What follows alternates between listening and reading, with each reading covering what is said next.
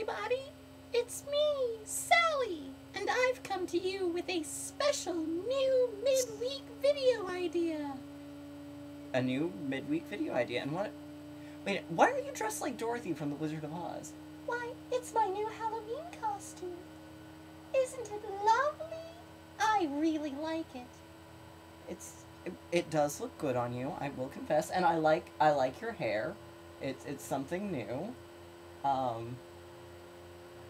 So okay, I approve. Now, what is this video going to be about? Well, I thought I would tell everybody the story of the Wizard of Oz. Okay, that sounds fair. Yes, it does. I'm ready when you are. You ready? I'm ready. All right, let's go! Once upon a time there was a little girl named Dorothy who lived on a small farm in Kansas with her Aunt Em, her Uncle Henry, and her little dog Toto.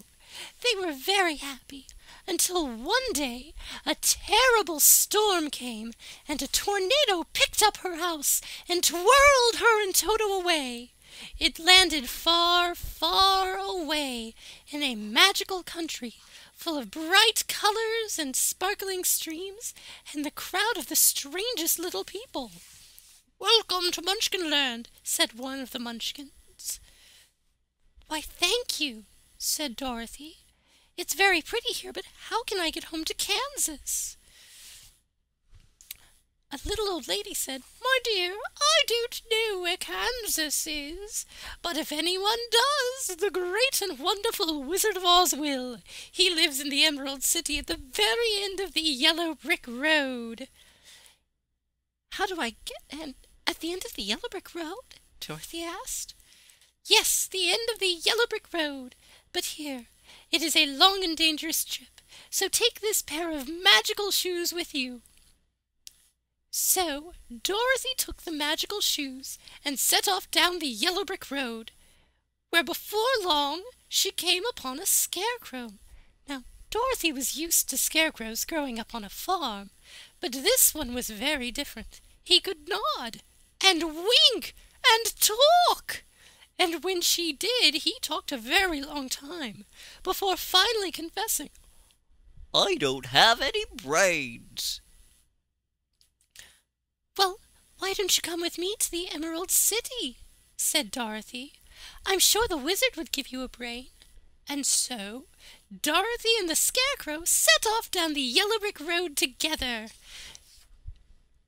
After a little bit of a walk, they suddenly came upon a man made entirely of tin.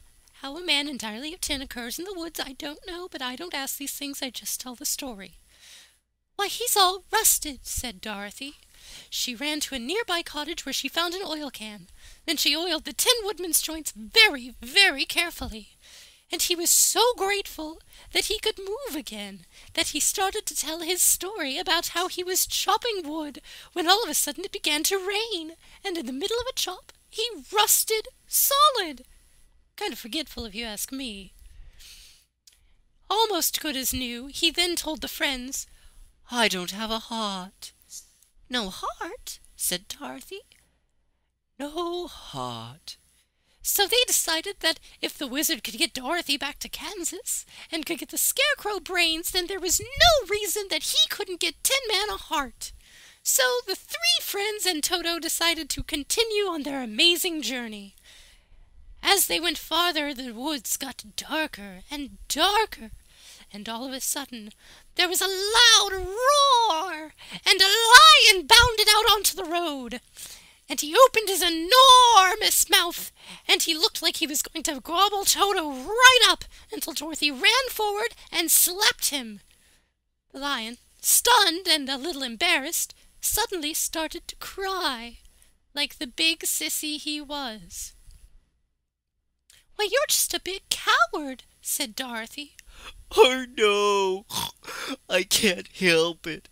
I was born this way." Dorothy and her friends felt so much pity in their hearts for this lonely, miserable, weeping, wretched creature that calls itself a lion but really isn't, that they decided maybe the wizard could help him too. So The lion, who desperately wanted courage and probably a good therapy session, decided he would join them. So the 4 friends and Toto skipped their way down the yellow brick road. And along their way they passed by a big, ominous, scary castle. Oh dear, Said the Cowardly Lion. the Wicked Witch of the West lives there. So, deciding that they did not need to tangle paths with a wicked witch, they quickly tried to exit stage right. But unfortunately for them, the Wicked Witch had been watching them in her crystal ball. "Ah, travelers on the road! My flying monkeys will take care of them! Bring them to me, monkeys! Ah! Ah! And so the monkeys swooped down upon Dorothy and her friends and picked them up and took them back to the castle that they had already passed. Not a very nice thing if you ask me, but then again she is a wicked witch, so you shouldn't expect too much. Well, she then was starting to make all sorts of orders. "I want you to wash and do my dishes for me, Dorothy. And you, Lion, you'll pull my chariot. Oh, and Scarecrow, I could use you to stuff some mattresses, and Tin Man, you'll make a lovely crock pot." Well, Dorothy, being a very nice and tender person who didn't want to see any of her friends forced to pull chariots or turned into baking objects, decided that she would not stand for this, and grabbing the nearest thing threw a bucket of water all over the witch. And you know what? Apparently witches are allergic to water, and the witch began to melt away. "Oh, you have been the end of me! Oh! Oh! Ah!" Well, with the witch out of the way, there really was no reason for them to stay in her castle, so they quickly decided to resume their journey down the yellow brick road, and before too much longer they found the Emerald City! Hooray! And once inside they met the wizard, who was inexplicably hiding behind his chair for fear that killers of the Wicked Witch of the West might want to kill him too. Well, once they straightened that issue out, he told them that they had what they wanted all along. But, as a token of their visit, he gave the Scarecrow a pair of brains full of pins and needles and sawdust, and not really actual brains, but when you don't have one to begin with, I guess you don't know the difference. He gave the Tin Man a nice red satin heart, just like you might give to a loved one on Valentine's Day.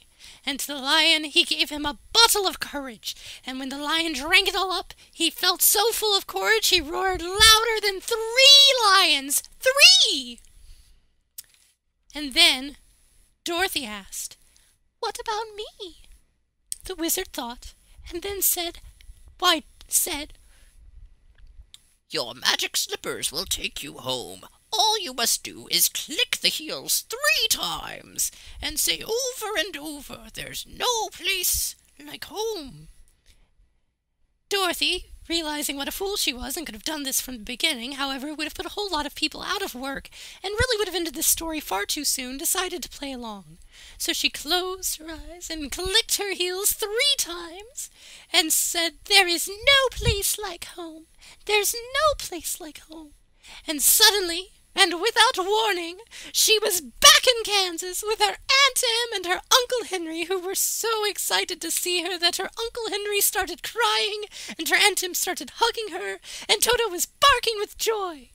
And they all lived happily ever after. The end. Very lovely job, Sally. Why, thank you.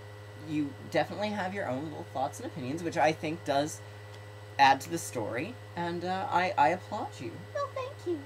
I was working very hard to make sure it was lovely. Well, I thought it was, and I hope our home viewers did as well. And, do you think you might want to add this to a weekly thing? Maybe. We'll see. It'll depend on what people think, and if I really decide I like doing it well enough. Fair enough. Well, until next week, viewers,